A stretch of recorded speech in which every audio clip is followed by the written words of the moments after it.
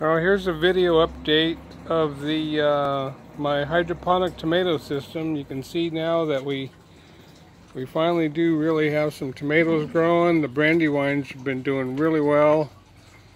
They're growing all the way up to the top of my kind of greenhouse here, open greenhouse. A lot of tomatoes, a lot of fruit, starting to get color. We've had a few of the brandywines. They taste great. But I was going to show a little bit here of how the system works. I've shown it before, but I wanted to show this part here, the feeding of these things. This is what I do. I have this tube that comes into this connector that separates the food, so you can see it. I set it up so it spreads the food, and you can see how dense the roots are in here. I mean, this thing is just packed with roots, and the moisture in there keeps it fed, and that's all it is. It's just the perlite and roots with the hydroponic solution.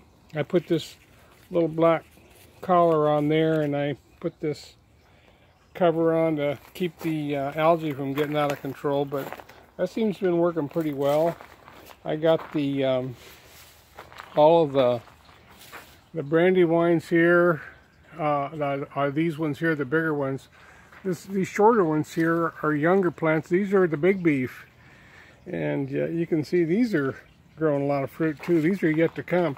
We're going to have a lot of tomatoes, and even smells good in here with all these tomatoes. The cherry tomatoes doing really well. We've been picking and eating these things.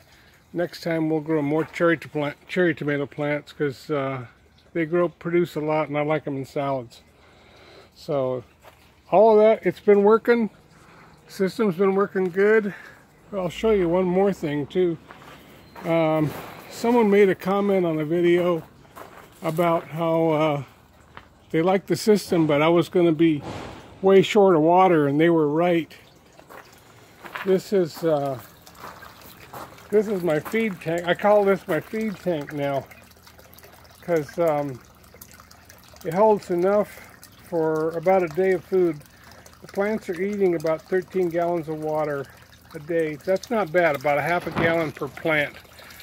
But I added this float valve in there. It's not on right now. I'll show you, because I added this 55-gallon drum, and I'll go ahead and turn it on so you can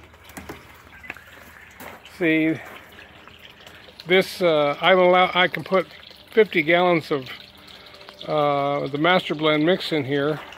I made this kind of a cool gauge so I can keep track of how much water's in this thing. It works pretty well.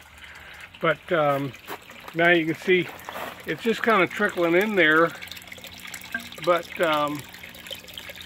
it'll fill it up. It shuts off at about 15 gallons, and with the overfill from the back, from the overrun, it levels off at about 20 gallons when it's all done.